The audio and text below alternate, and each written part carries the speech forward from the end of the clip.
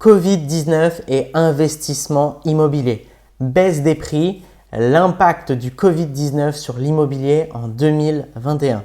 Bonjour à tous et bienvenue dans cette vidéo. Aujourd'hui, nous allons parler de l'impact du Covid-19 sur l'immobilier en 2021. Mais avant toute chose, si vous ne me connaissez pas encore, je m'appelle Baptiste Joly. Je suis investisseur immobilier et président de Richard Group Investment, une entreprise qui a pour vocation de vous accompagner dans l'investissement immobilier à haut rendement. Deux choses avant de commencer cette vidéo. Vous avez la possibilité de vous former avec une formation offerte qui est disponible dans la description. Vous cliquez sur le lien, vous mettez votre prénom, votre email et vous confirmez votre inscription et vous aurez accès à cette vidéo qui va vous expliquer les 9 étapes pour vous créer une retraite anticipée avec l'immobilier. Et la deuxième des choses, c'est que vous pouvez poser toutes vos questions en commentaire liées justement à cette vidéo et j'y répondrai avec grand plaisir. La crise économique et sanitaire que nous traversons impacte tous les secteurs et l'immobilier n'y fait pas exception. Pendant le premier confinement, il s'est passé pas mal de choses. Entre mars et mai 2020, il y a eu un arrêt forcé du marché.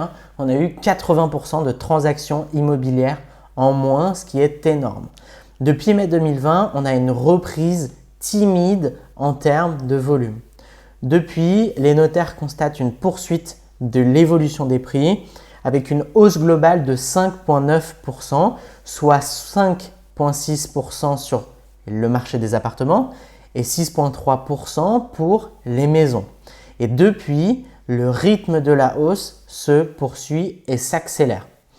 Post-premier confinement, à partir de septembre 2020, il y a eu 1 024 000 transactions dans l'ancien au 31 décembre 2020, soit 4% de moins par rapport à 2019. L'explication, c'est laquelle et elle est simple en fait, c'est que il y a eu une période de quasi-interruption du marché lors du premier confinement du printemps 2020. On a une baisse des prix de 2,3% à Paris et l'explication de cette baisse des prix, c'est qu'il y a un grand attrait. On est tous attirés par la province. Le résultat, c'est quoi? La conséquence justement de cet attrait pour la province qui augmente, c'est qu'on a un volume de vente pour l'Île-de-France qui baisse, donc moins 12%, ce qui nous amène à une stabilisation des prix de vente dans ce département.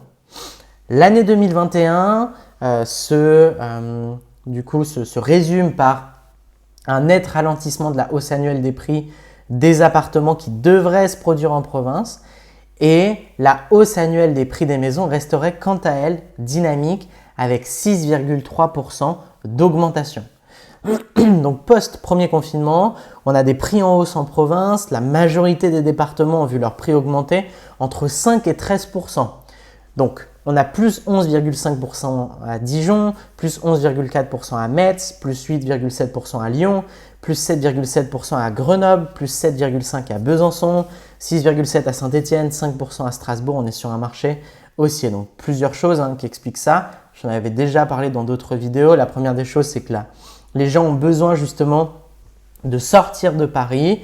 La deuxième des choses, c'est que l'immobilier, c'est une valeur refuge. Les gens ont moins confiance dans les banques pendant une crise sanitaire et économique. Ils cash out, prennent leur argent, le sortent et l'investissent, l'injectent dans l'immobilier qui est une valeur refuge. Donc l'immobilier augmente puisqu'il est régi par l'offre et la demande. Voilà, donc l'évolution des prix de l'immobilier en France au 1er mai 2021. Je vous ai mis du coup quelques informations. On voit que sur Lyon, ça augmente, Strasbourg, à Paris, ça reprend, Lille, Marseille, Nice, ça baisse très légèrement à Montpellier, pas mal sur Toulouse, Bordeaux et Rennes qui sont justement des marchés, alors surtout Bordeaux et Rennes qui avaient explosé là récemment, qui sont en forte augmentation depuis les dernières années. Donc pourquoi cette hausse des prix sur une grande majorité des villes?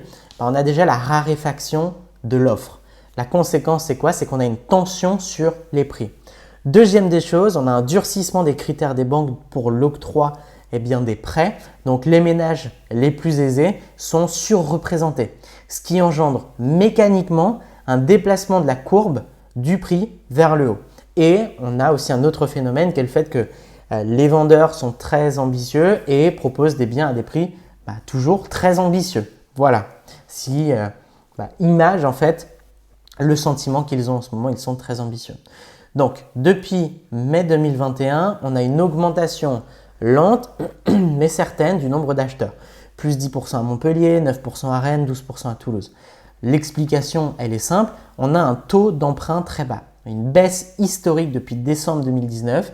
On a aussi l'augmentation de l'épargne des Français. Voilà, ils dépensent moins pendant le confinement, donc ça constitue un apport qui est plus important. Et on a donc une diminution des délais de finalisation des transactions, donc moins 7 jours en moyenne dans les grandes villes. On a plus 0,3% des prix du coup dans les grandes villes type Rennes ou Nantes. Et on a l'augmentation du nombre d'acquéreurs également, donc qui est de plus 10% d'acquéreurs que de vendeurs. Diminution du délai de transaction, moins 4 jours en moyenne, une tendance à la baisse des prix qui se poursuit à Paris. Le prix au mètre carré est en ce moment là en moyenne à 10 300, 10 350 et il devrait passer en dessous des 10 000 en septembre prochain.